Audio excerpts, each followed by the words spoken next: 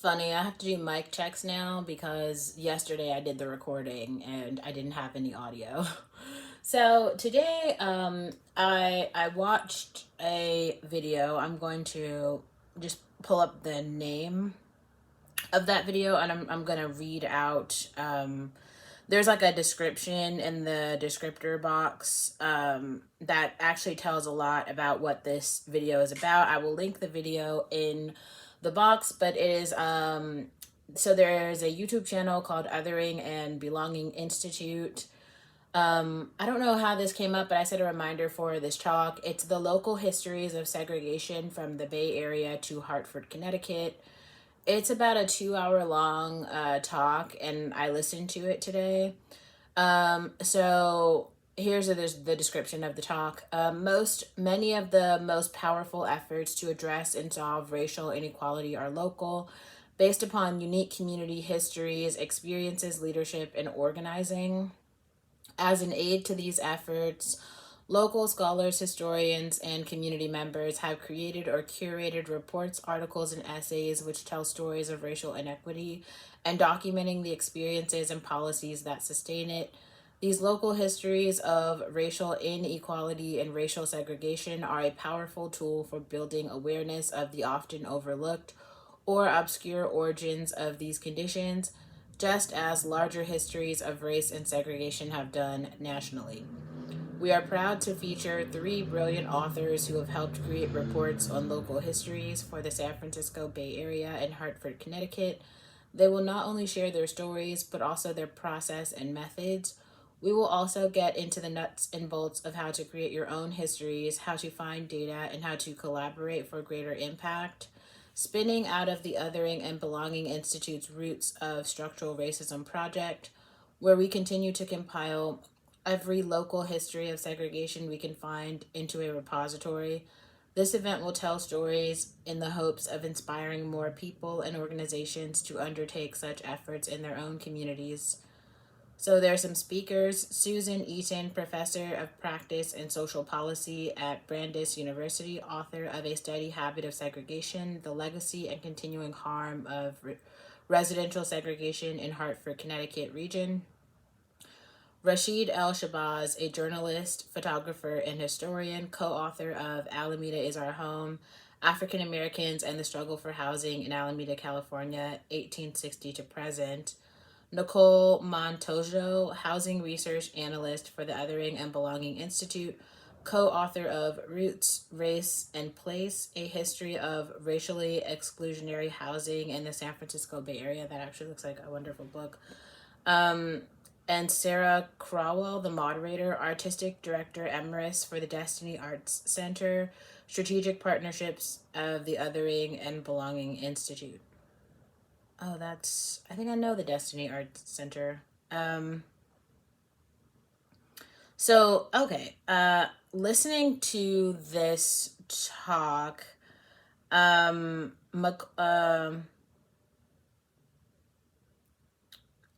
wonder if there is. Oh, I have to sneeze.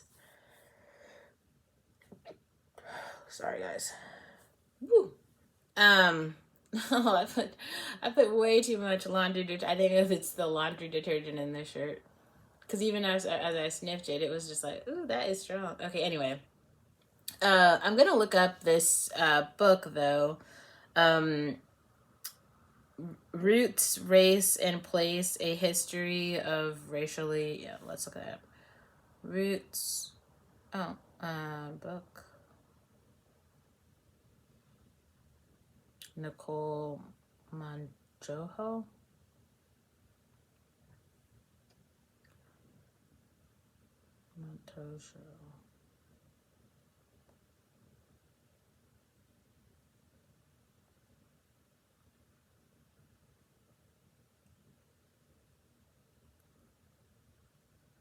Okay, it looks like this woman opening of the door for rent control.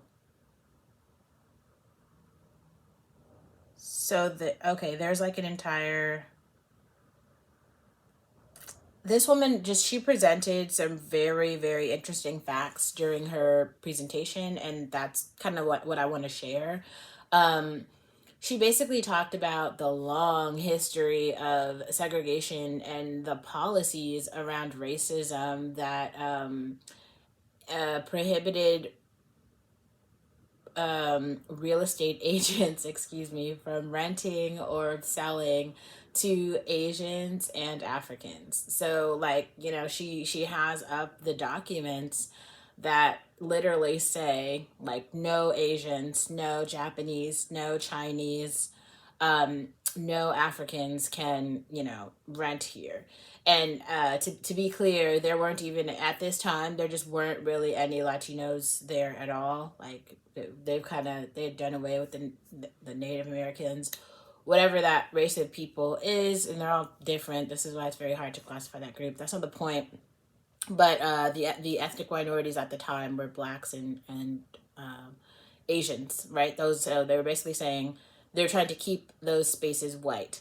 And so they were activists. They weren't even activists necessarily. They were just like pro-racists, like pro-segregationalists, and people who, like, there's a guy, I forget his name, but she mentions it in the talk.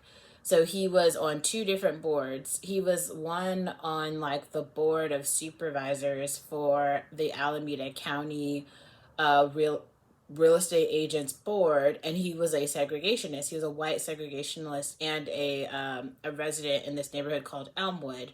And so that is a neighborhood, pretty much like an upper middle class neighborhood in the Bay Area. And he was saying, I don't want any Asians, any blacks living near me. I don't want this.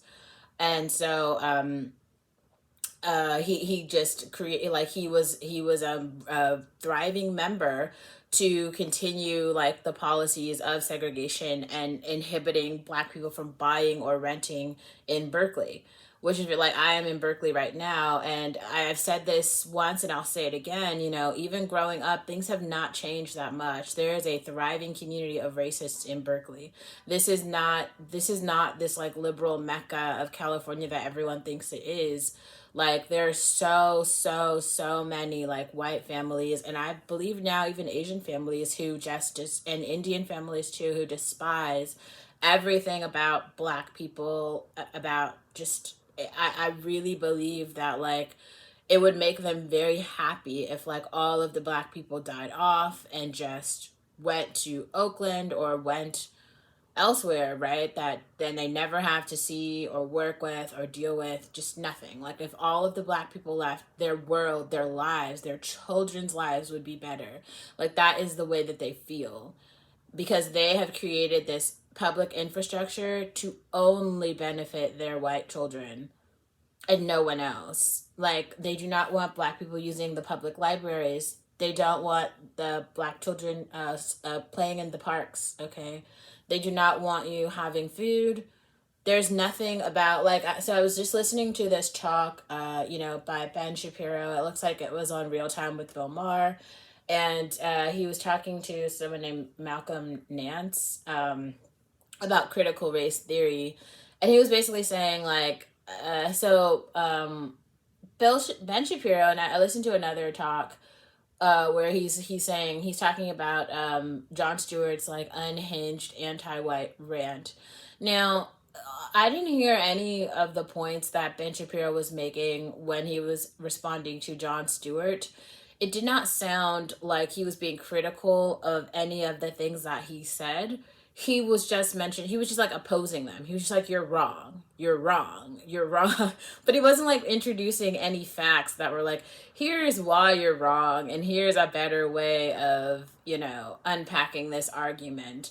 The things that, and then he continues to classify anything that's like basically like pro-racism as left, and anything that's like anti-racist as like conservative or right. Like, it really just feels like he's like this token person for trying to classify a wave of thinking as A, conservative, and B, right-winged, as though conservative right-wing people are the not racist ones. Like, I just don't understand what conservative values have to do with racism, like, or even what morality in America specifically has to do with racism, it just doesn't, to me, it just doesn't make sense to even bring in anything about whether you're on the left or the right and you're talking about racism specifically. Racism is about race. So if you're going to make a talking point about racism, then you got to talk about race, right? And that mostly has to do with like stats, policy, but like really race. And I think that's the part that's hella weird about listening to Ben. Like if I listen to Ben Shapiro talk about something that's about maybe like gender or maybe about like ethics or morality, like on a particular issue, maybe it's like marriage or children or the dynamics between a husband and a wife. You see how those are like very specific topics which can be generally applied. When we're talking about race in America, okay, you could be talking about a poor, let's just talk about Black people because racism applies to other ethnic groups too. Let's talk about anti-Black racism. You could be talking about a poor Black person, family, or woman, right? A middle class or an upper class or a super, super upper class. Like it could be any of those people, which are whole different conversations, right? And still be talking about anti-Black racism, right? So there's P. Diddy, who's talked about the racism that he's experienced when trying to sell tequila and get into the alcohol game. That's one form of racism that he's explained to us. We have also seen, you know, the woman who went on the Trevor Noah show and then she was like talking about the issues of the poor Black people who like don't have access to anything. Okay, oh, maybe there's her. Or there you can see like me who's like in the middle, right? Where it's like I'm just talking about like racism among these like meritocracy types of jobs, right? Like there's we all have different problems. Our arguments are different because the scenarios are different. The way that I hear Ben Shapiro talking about critical race theory or even responding to Jon Stewart here is simply him taking away from the conversation of racism at all and then just talking about I'm a conservative. And it's just like, bro, you're having a different conversation. Like I hear you because like I understand and agree with actually a lot of conservative like values, but when you're talking about racism, it's just different. I don't think you shouldn't be talking about it in terms of right or left. You should be talking about it in terms of like stats, policies, and people, like lived experiences. And I just feel like in Ben Shapiro's lived experience, he doesn't have any lived experience with any Black people, not from the lower, middle, upper, or super upper class, just nothing. So it's like you don't even have anything to pull from, and you haven't had enough conversations with Black people who are not Candace Owens to even start to have the conversation. So I honestly think Ben Shapiro should like just not talk about critical race theory at all until he has like some lived experience with it, because simply responding to talks on the internet and like he's not even like responding appropriately to the points that are being brought up from other people who are actually informed about critical race theory. He said that he did go to law school though, so I'm not sure if he took a CRT class in law school. I do know that CRT is a course that initiated in law school, and there are people who have been studying CRT for a long time, but that class is still about like policies. That's the whole point of the fucking class. It's like a third year law student class where you talk about legal policies and cases that have led to sort of the adverse, that have detracted from the progress of Blacks in America because of race. That's what the class is about. But every single time I hear him talk, he's not talking about any case. He's not talking about any policy, any stat, or actually any Black person. He's just responding to these ideas.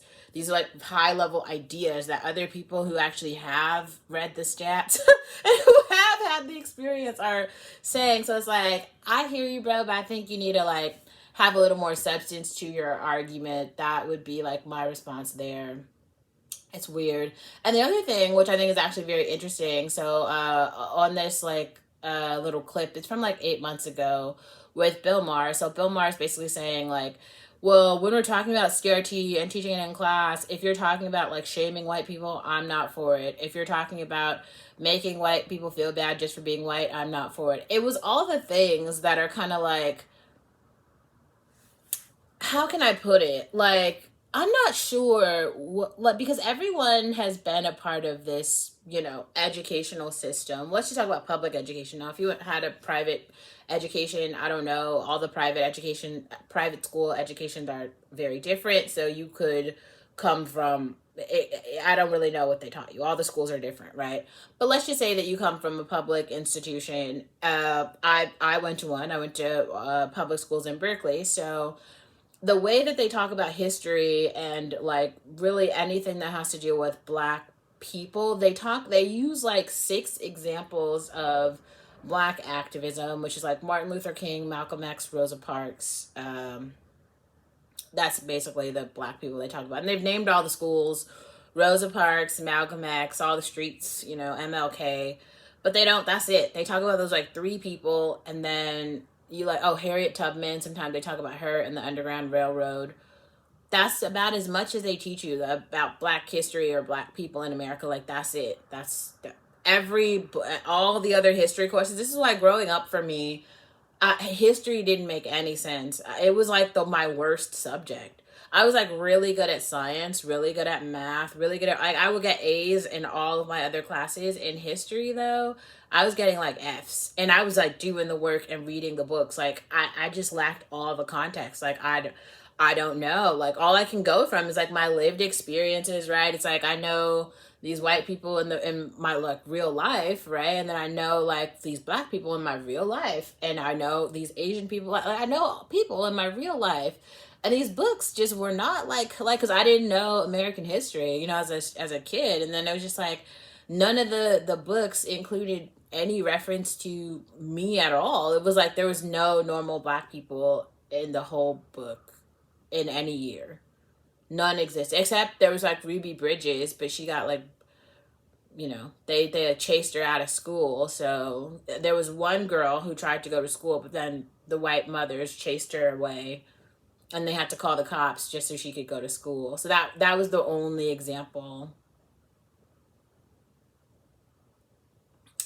That's just, that I don't know how they think that makes black children feel, or what they think it makes black children feel, because in terms of like othering and belonging, or trying to make, if you're talking about you're not for having white people feel uncomfortable or feel bad because you didn't enslave anyone, like that's true, bro, but also like I wasn't a slave, right? But I'm still black and you're still white, and those policies that existed did benefit you and your family and did not benefit me and my family. So however you feel about it, whether you like it or not, or whether it makes your white children feel bad or not, or if it makes me feel bad or not, because like the truth is, like this entire time that I've been learning history, it's made me feel bad. Like we can just pretend like it didn't make me feel bad, which is what has been happening, but it definitely did. Like I felt bad, and I don't think it was just me. It's kind of this like collective black experience where it's like, yeah, every time you read a history book, you're gonna feel bad. That is the normal, but that's not the truth. This is why I think it's really important to have other historians or therapists, like the woman who wrote and talks about post-traumatic slave syndrome, who really details how, how are black children feeling when they go to New York and they see that like statue that represents freedom, and realize that what you can see of the statue represents a white woman holding a candle or flag, but below the deck there are literally hundreds of images and literal of statues of black people holding her feet up because the black people were the slaves. And so this entire piece of art did not erase black people from history. They're there, but they've actually just covered them up with a slab of wood. And so where black people, black children, black youth could look at that and see themselves like we were there. Instead, they've just erased it from history by covering it up with a wooden slab for everyone. So now neither white people nor black people are able to see the black representation that really does exist. Since that piece of art was shipped over here, the way that it was shipped included everyone. Like, someone told the whole story, and then museum curators decided to whitewash it. Why? To preserve the feelings of white children. I think this is the point that people are missing about, we'll call it critical race theory, but in actuality, it's just factual history. Some of the shit that, like, has happened in terms of just history, and this is not like white American history, has been really shitty toward one particular racial group: black people. There isn't another thing. It's been awful for black people. It has not been awful for white people. It's been really, really, really, really, really great for white people. That's the fact.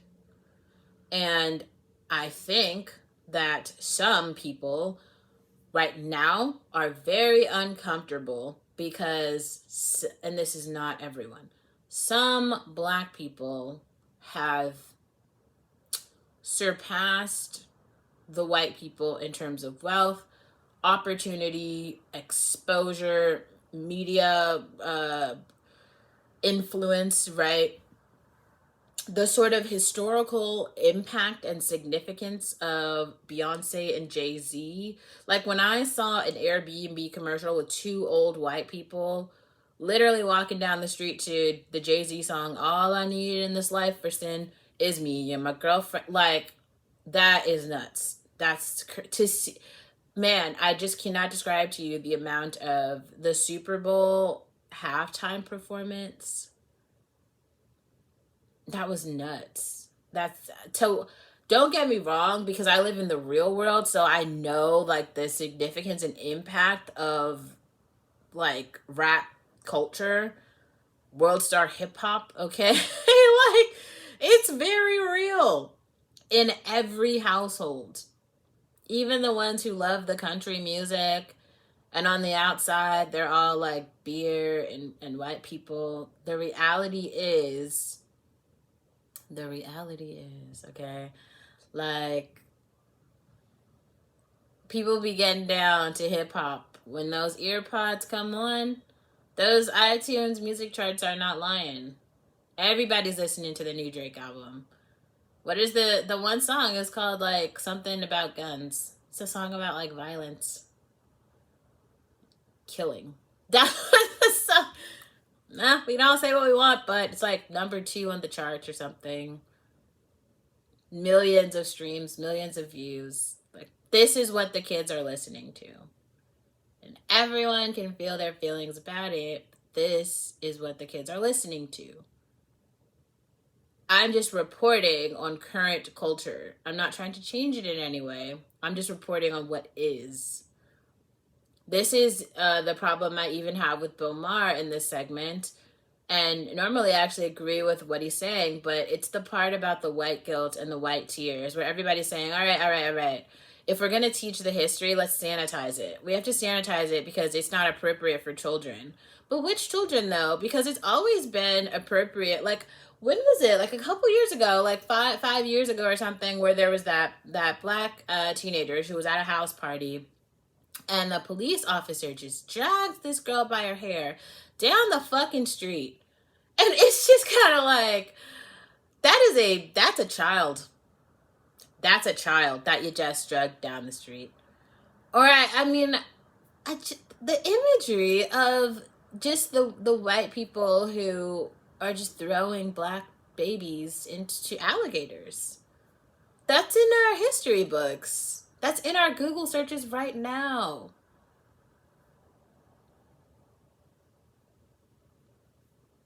Black people were considered legally 2/3 of a human person. That was the law here in America. that's nobody forgot. Nobody forgot. And it just doesn't matter how much how progressive, this country claims it is now.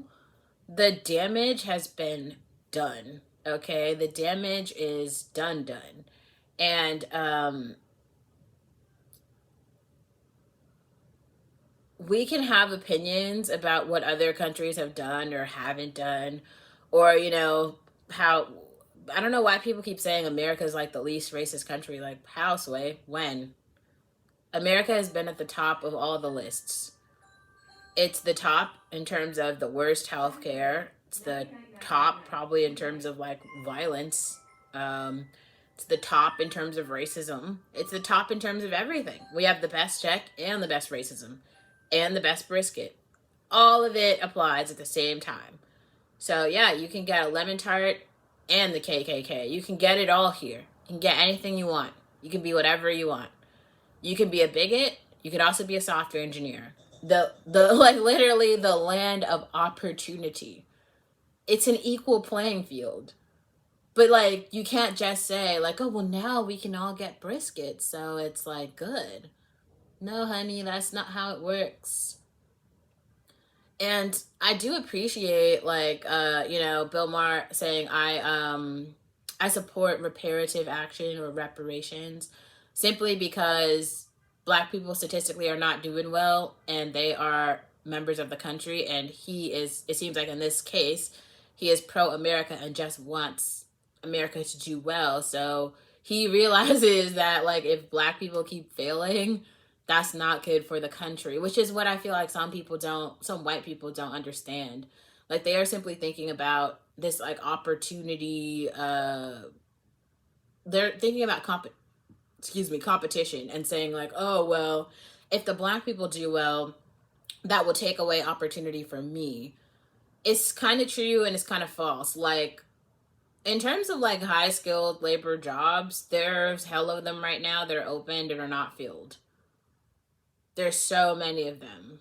They're jobs that are not filled, as in like no one is filling the job. No one. The jobs are open. So to whoever is sitting here saying that, that someone is coming to like take an opportunity from them, I would just ask like when, because there's hella positions for doctors right now, clinicians that are open. We don't have enough here now. There's hella positions for software engineers. It open right now. We don't have enough. Tons of product manager positions open right now. We don't have enough. Tons of positions for data analysts open right now. We don't have enough. So I'm not really sure who's stealing an opportunity from whom. I personally am not sure, but I hear you, kind of. I don't agree, but okay.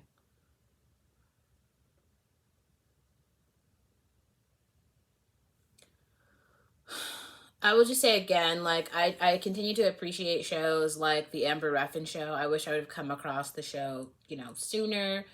Just because I do think that she does a really great job of covering like current events and giving different perspectives around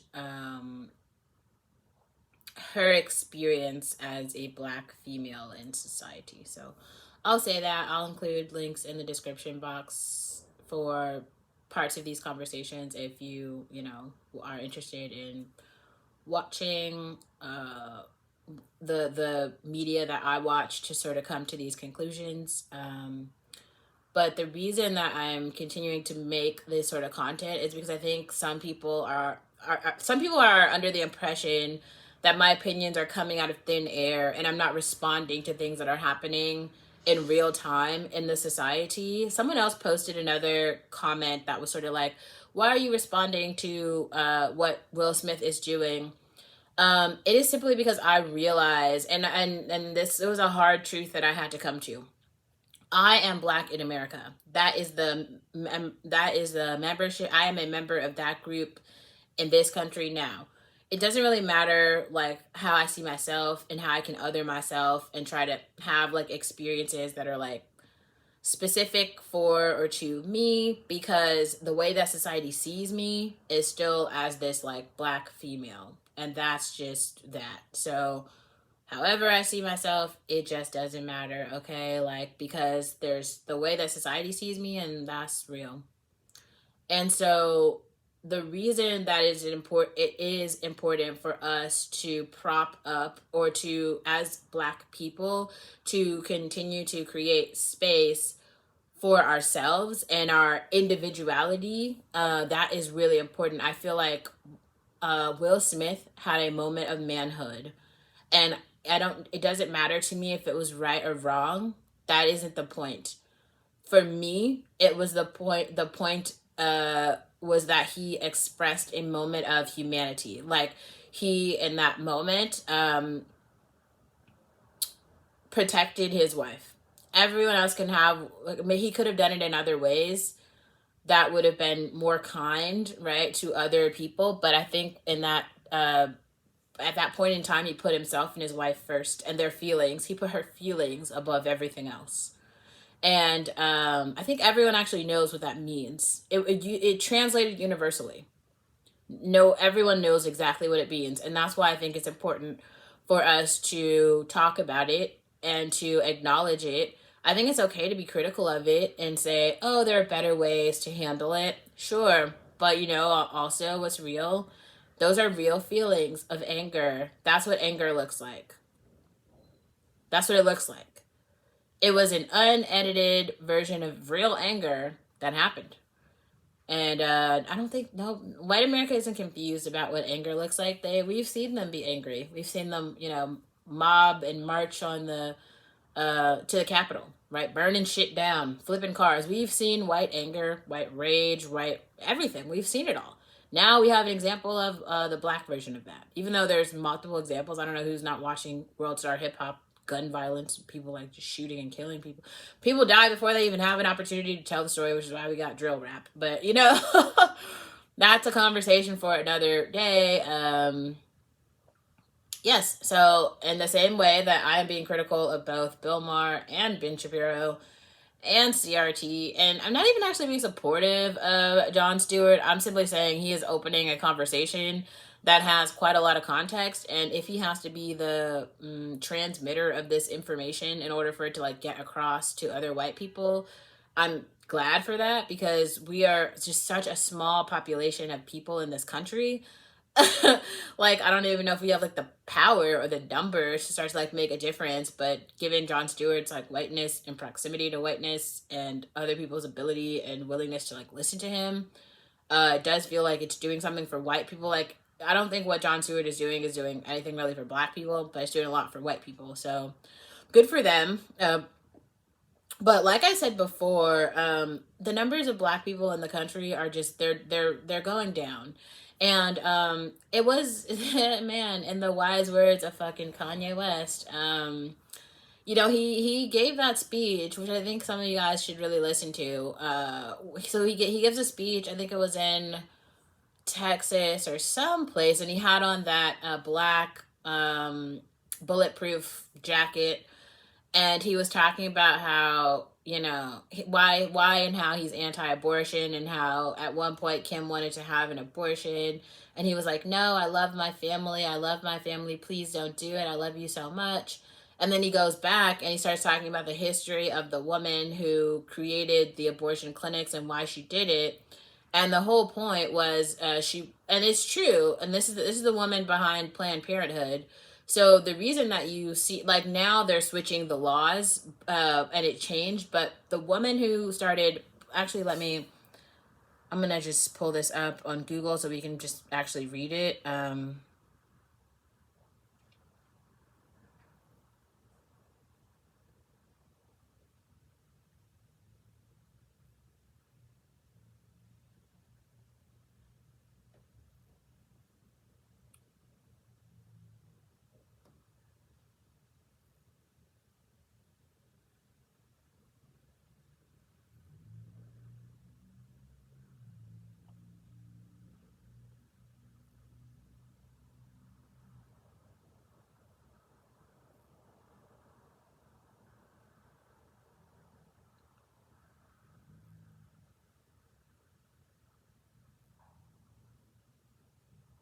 Okay, so this is a piece by the New York Times.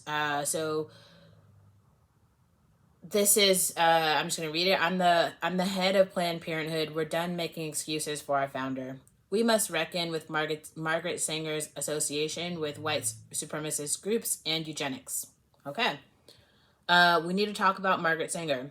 For the 11 years that I've been involved with Planned Parenthood, founded by Sanger, her legacy on race has been debated. Sanger, a nurse, opened the nation's first birth control clinic in Brownsville, Brooklyn in 1916 and dedicated her life to promoting birth control to improve women's lives. But was she or was she not racist? It's a question that we've tried to avoid, but we no longer can. We must reckon with it. Up until now, Planned Parenthood has failed to own the impact of our founders' actions.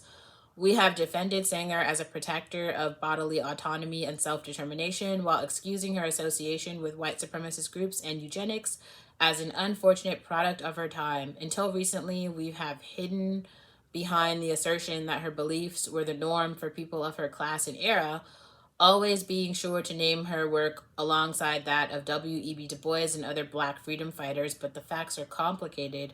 Sanger spoke to the Women's Auxiliary of the Ku Klux Klan at a rally in New Jersey to generate support for birth control. And even though she eventually distanced herself from the eugenics movement because of its hard turn to explicit racism, she endorsed the Supreme Court's 1927 decision in Buck versus Bell, which allowed states to sterilize people deemed unfit without their consent and sometimes without their knowledge, a ruling that led to the sterilization of tens of thousands of people in the 20th century.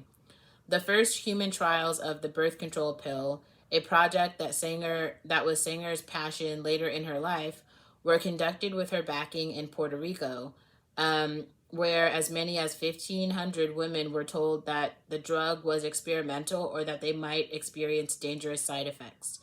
We don't know what was in Sanger's heart, and we don't need to in order to condemn her harmful choices. We have had What we have had is a history of focusing on white womanhood relentlessly. Whether our founder was a racist is not a simple yes or no question. Our reckoning is understanding her full legacy and its impact. Our reckoning is the work that comes next. And the first step is making Margaret Sanger less prominent in our present and future. The Planned Parenthood Federation of America has already redeemed awards previously given in her honor, and Planned Parenthood of the Greater New York renamed its Manhattan Health Center in 2020. Other independently managed affiliates may choose to follow. Sanger remains an influential part of our history and will not be erased, but as we tell the history of Planned Parenthood's founding, we must fully take responsibility for the harm that Sanger caused to generations of people with disabilities and Black, Latino, Asian American, and Indigenous people. Sanger thought that birth control would liberate women, and in so many ways it has, according to a University of Michigan study. The availability of the birth control pill is responsible for roughly a third of the women's wage gains since the 1960s. Reassessing Sanger's history doesn't negate her feminist fight, but it does tarnish it. In the name of political expedience, she chose to engage white supremacists to further her cause. In doing that, she devalued and dehumanized people of color. We will no longer make excuses or apologize for Sanger's actions, but we can't simply call her a racist, scrub her from our history, and move on. We must examine how we have perpetuated her harms in the last century as an organization, an institution, and as individuals. What we don't want to be is an organization, is a Karen. You know Karen. She escalates small confrontation because of her own racial anxiety. She calls the manager, she calls the police, she stands with other white parents to maintain school segregation. And then there are the organizational Karens, the groups who show up, assert themselves, and tell you where to march. Those who pursue freedom and fairness, but also leverage their privilege in ways that are dehumanizing. And sometimes that's how Planned Parenthood has acted.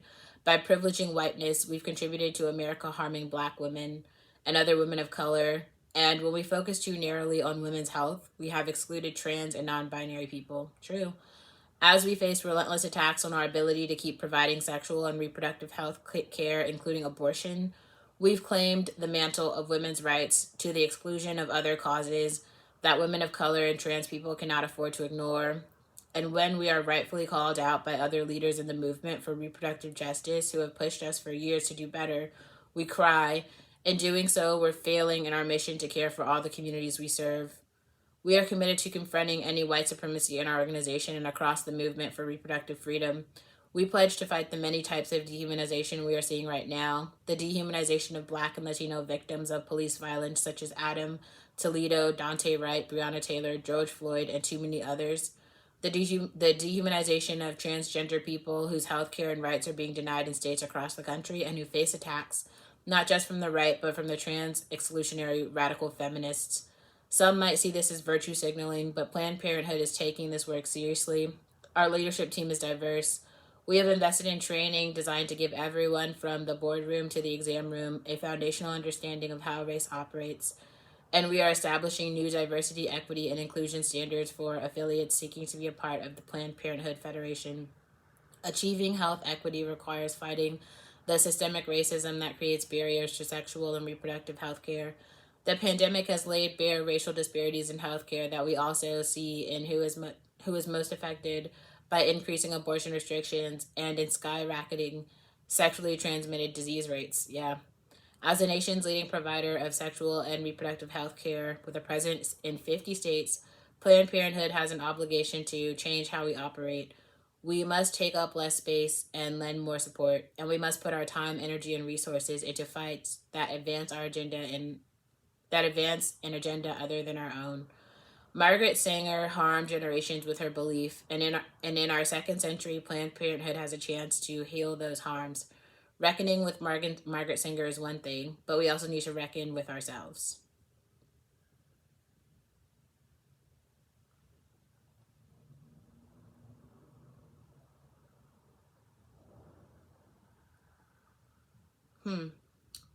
So, there's also a piece at the bottom. I'm just going to read this out. The Times is committed to publishing a letter of a diversity of letters to the editor.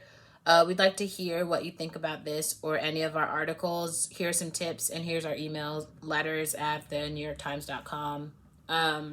If you have something to say about this, I'd encourage you to write and send in a letter to get it published. But I think to go back for a second, and I've said this in other videos, the goal of Margaret Sanger, right, that Kanye West was pointing out, was to stop the growth of undesirable groups. That was basically all the people of color. So it was like Asians, Indigenous, Latinos, Black, all of them. It wasn't just Black. So let's be clear. It's everybody who was non-white. That's what like eugenics is basically about. It's about creating, especially in America, it was like Hitler's agenda virtually. This is why he deemed like Hitler didn't view Jews as white people.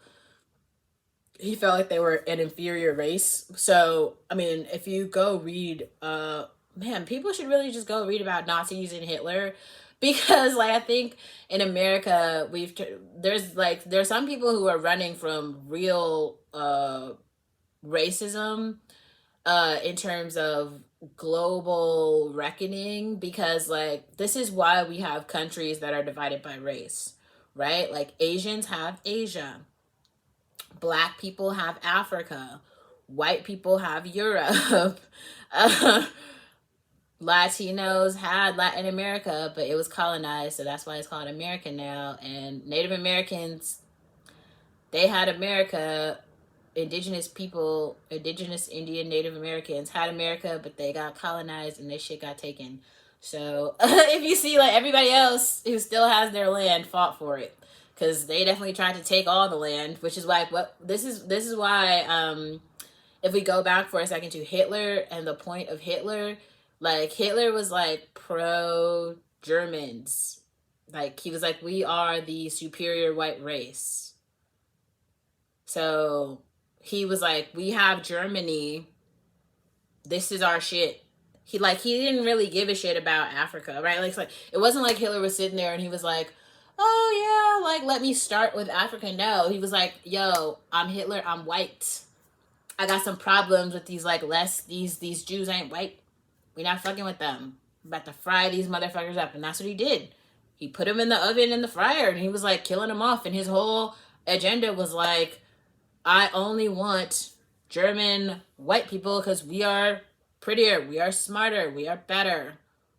He was saying this shit to other white people. This is like a part I feel like some people are not understanding. Like, racial superiority happens interracially. Okay? Like, Africa is a real country. If you really have a problem with black people, like, then stay away from Africa. But the only people who are black people in America are only 10% of the fucking population. We're just like such a small group. And like Margaret Sanger and her eugenics has really worked. And we can all have opinions about it, but the population of black people, like literally, if you go read that talk, I mean, maybe I can actually just read it in another, or I can summarize the talk in another. Oh, okay, yeah, I'll read this in another article, but yeah, see, it has the transcript of this speech that she gave. So I told you the labs that I've worked in the past in biology labs, they believe in eugenics too. So these are white people at UC Berkeley who just want the black people in America gone.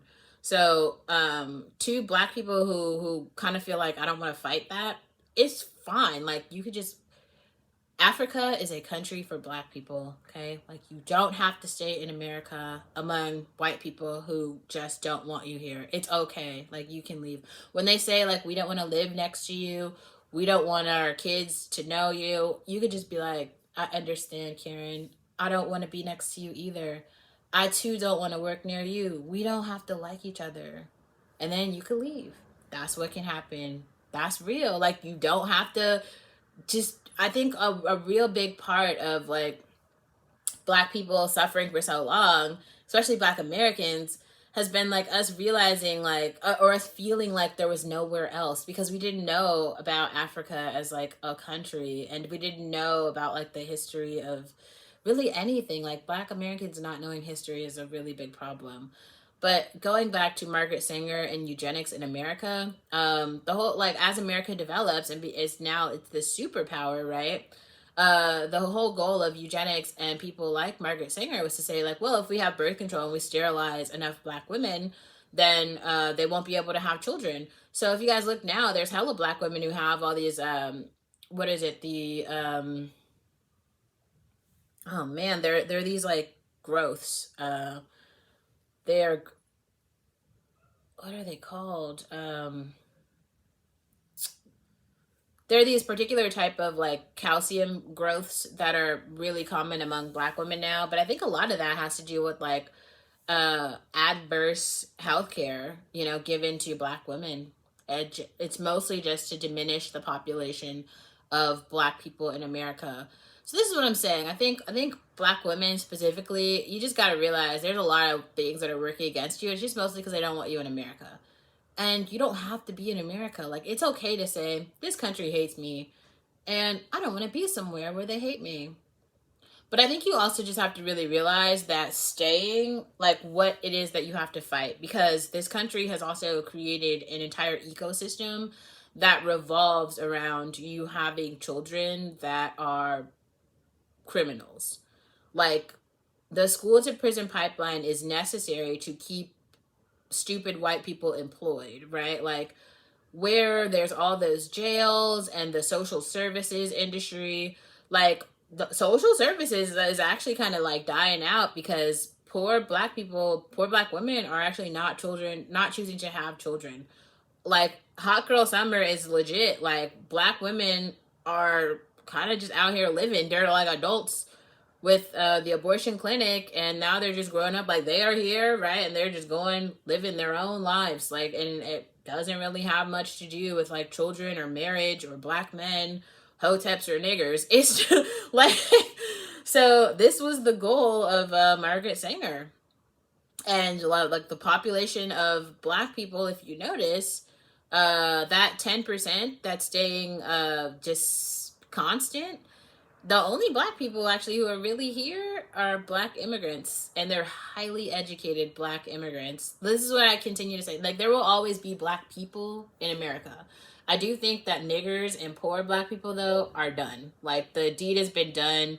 You've already got the eugenics, that goal successful, right? Like, all these rap songs that are trying to make uh they're trying to make sense of poverty. Unfortunately, the new population of people who live in poverty are immigrants from all the Arabian countries. We got Afghanistan, Taiwan, Yemen, Mexico. There's a whole new population of like urban youth, right? These people are not black. So you got these like black rappers who have done a really good job of like telling stories about like urban decay and all this shit, but they don't even realize like there's no more black people in all those buildings. There's like good times and the poverty traps. Like a lot of those buildings are empty or they're full of like people from Mexico, Latin Americans, and the other poor Asian groups exist, and this is why what do we want to call them? Politically correct Asians, like Chinese, Japanese. They're very white skinned Asians, but there's also the dark skinned Asians, the Sweeties, right? In all of I think it's like Sweetie is like Filipino, and her I think is also Filipino, but like what's another, like Taiwanese, Cantonese, all these other Asian groups, right? These are like the brown Asians. Those countries are Bruno Mars, whatever he is, right? That type of phonetic, and those brown Asian people, they are poor, poor, poor, poor, poor, poor, poor. Their countries are mad poor, and when they're coming here, those high rises that were once good times, that's where their families are now living. Like all those poverty problems about like robbery and theft and burglary and rape, those are issues that those communities are now facing because those communities are the communities living in poverty. It's just that we have this idea that there's like so many black people and so many black people. Like, go look outside. Like whoever the black people were, the old black people who were living in the like public housing, they're now in like tent cities dying off from like crack overdoses. And there actually aren't really any. I mean, if I go outside, if I go to like Oakland, let's say, okay, like let's say that I see a lot of black people, black women and stuff when I go to Oakland. I don't know though where these black people are living, but I would assume it's somewhere in the lower middle class. Like their families and their mothers and stuff have jobs. They're all making at least like $60,000 a year. Like there's not this like whole class of black, like if you see those ghetto girls, that's what y'all want to call them, they be rocking like whole Jordans. They've got like the newest backpacks. Like these girls are as American as they come. Like you can call them urban hood ghetto, but like their parents are also making like $65,000 a year, honey. Like they're not getting food stamps. It's not that like y'all have to like redefine the face of poverty, and this is where it's actually really sad because like so that 10% of black people who are here, which actually most of them are probably like lower middle class at this point, they're not like everybody who's graduated from food stamps, right? Not everybody, some people have not, but like most people have, and the people who have not they're not procreated, they're not going into the next generation. That's dead, right? It's over. Everybody had their shot. Like those people are gonna die off straight up. Like I don't think any woman is gonna have their kids, or if they are, probably social services will come and take them, and then it's over, right? Okay, so then you have like now middle class black people, and it's only 10%. It's like a very small percentage of black people, so just not that many to actually have any say so over this country that is now, it is multicultural, but it's not black. Okay, so but okay, so let's talk about what is the 90% of the country though, because also not white. It's a whole bunch of different Asian groups. It's a hell of a lot of a growing, like 25% of that is whatever we want to call Latino. That's many, many different groups. But it's Latinx people in that group. That is a very diverse group of people, some of which who are black. I don't know how to. People think I am not Latinx. Ethiopia, Africa. Okay, continent, Africa, me, like, not Latino, not a part of that group. Okay. So, yeah, but so 25% are Latinx, Latino, but those are very blue collar people. Most of them don't really go to college, but they do go to work. Like, they go to work. They work. They are the construction workers. They'll, work at McDonald's for 100 years. Like, those mothers and fathers, they be working. So they're here to stay. Like, having a job, any job, in America, and you just keep doing it, like, you're gonna stay. And I think now this is why so many people who are like those conservative white Karens are like, what the fuck happened to the country? All the racism, the active racism that they had toward black people, which has worked. Like, they have killed the dreams and hopes of all black people, most black Americans in the country, who they'll never escape the legacy of racism in America. Like, they've done a good job of killing black dreams and black children and hope. Really everything. Like, everything that they could take, they took it. But they didn't even see the whole time. Now 25%. That's a lot. That number is growing rapidly. Like, every year. So now you got America has a new face, and it ain't black and it ain't white either. It's these Latino people, right? And their numbers are just staggering. And some of these people will grow up to be something, but lots are in crime culture, gangs, rap music, Tekashi 6ix9ine, right? They are like the new America, just working at the Targets and the Walgreens and the McDonald's and shit, and just being regular ass Americans who don't really amount to shit. Because all I say is, as I look around and I see the actual black people who are still here, it's a lot of black immigrants who are doctors and engineers and lawyers. Like I said, the niggers are a dying breed. And those I don't even know what to say about those Asian groups. I feel like they're trying to find their way, and so there's a lot of like those Asian towns, the Chinatowns, the Japanese towns. There's shit going on there. I don't understand I can't explain it. Like those like sex parlors and massage parlors and shit. All that stuff is real. The human trafficking of children in those communities, that's real too. It doesn't really feel like anybody is dealing with it. I don't know if anybody gives a shit.